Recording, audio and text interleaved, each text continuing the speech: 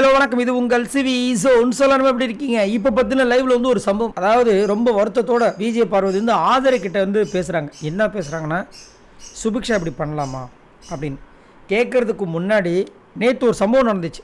என்னென்னா, சுபிக்ஷாவும் ஆதரையும் பேசிகிட்டே இருந்தாங்க, நடந்துக்கிட்டே. யாரெல்லாம் பார்த்தீங்கன்னு சொல்லுங்கள்.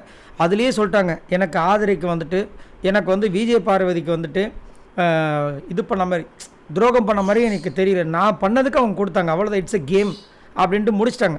அப்போவே அவங்க வந்துட்டு அதெல்லாம் ஒன்றும் இல்லை, இதெல்லாம் கேம் தான் முடிச்சிட்டாங்க.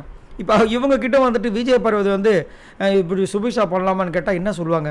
அவங்க என்ன சொல்கிறாங்கன்னா, அது அவளோட கேமு, நீ ஏன் முதல்ல நம்புன அப்படின்னு சொன்னால், இவங்க வந்துட்டு இல்லை, அவள் டீல் போட்டால் உனக்கு அவங்க குத்துருவாங்களா? அவங்க உனக்கு அது தெரிய வேண்டாமா?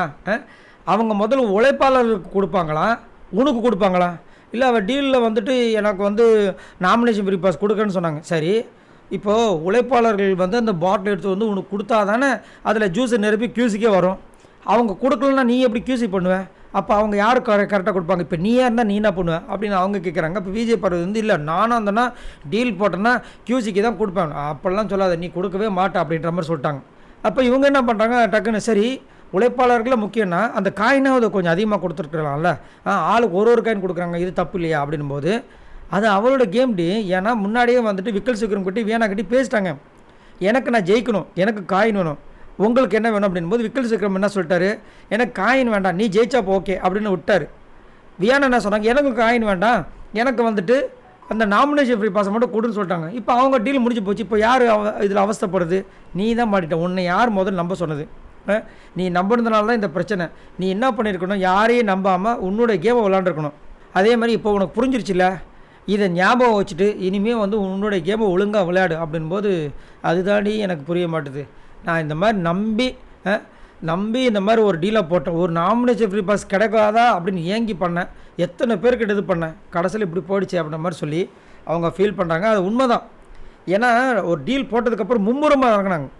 இதில் வேறு இன்னொரு கொடுமை என்னென்னா, ரம்யா வேறு வந்துட்டு இன்னொரு டீலை பிரவீன்கில் போட்டவொடனே இவங்களுக்கு ஒரு கஷ்டமாயிடுச்சு. ஐயோ இப்போ என்ன பண்ணுறது தெரியலையே அப்படி ஃபீல் பண்ணிகிட்டு இருக்க டைமில் வந்துட்டு சுபிக்ஷா வந்து சொன்னவொடனே நம்பிட்டாங்க. அப்பாடா நல்ல வேலை தப்பிச்சோம் ரம்யா கிட்டேருந்து, இப்போ சுபிக்ஷா கொடுத்துரும் இப்படி நம்பிட்டாங்க. ஆனால் இன்னொரு விஷயம் என்ன தெரியுங்களா, சுபிக்ஷாவோட ரம்யா வந்து ஒஸ்ட்டு. ஏன் அப்படின்னா, சுபிக்ஷாவாவது கடைசியில் வந்துட்டு இந்த மாதிரி ஒரு வருத்தமாக தெரிவித்தாங்க. ஆனால் ரம்யா வந்துட்டு இவங்ககிட்ட ஒரு டீலை போட்டு சபரிக்கிட்ட சொல்லிட்டு இது என்னோடய கேமுன்னு ஈஸியாக சொல்லிட்டு போயிட்டே இருப்பான்ட்டாங்க. கடைசியிலலாம் பார்த்தீங்களா, அவங்களே கேள்வி கேட்குறாங்க, ஆமாம் நீ வந்துட்டு என்கிட்ட டீல் போட்டு எதுக்கு சுபிக்ஷா கிட்ட டீல் போட்டேன்னு. இவங்க வேறு டீலை இன்னொருத்தங்களே போட்டு கேட்குறாங்க. அதுதான் பயங்கரமான ஆளுங்க. எது எப்படியோ விஜய் பார்வதி பாவம் ஏமாந்துட்டாங்க. சரி, நீங்கள் உங்களோட கருத்துக்களை சொல்லுங்கள். இங்கே ஆதரவை வந்துட்டு சுபிக்ஷாக்கு சப்போர்ட் பண்ணி ஒரு விஷயம் சொல்கிறாங்க. இதை பற்றி என்ன நினைக்கிறீங்க? மறக்காம கீழே கமெண்ட்ஸ் பண்ணுங்கள். பாய் நண்பர்களே.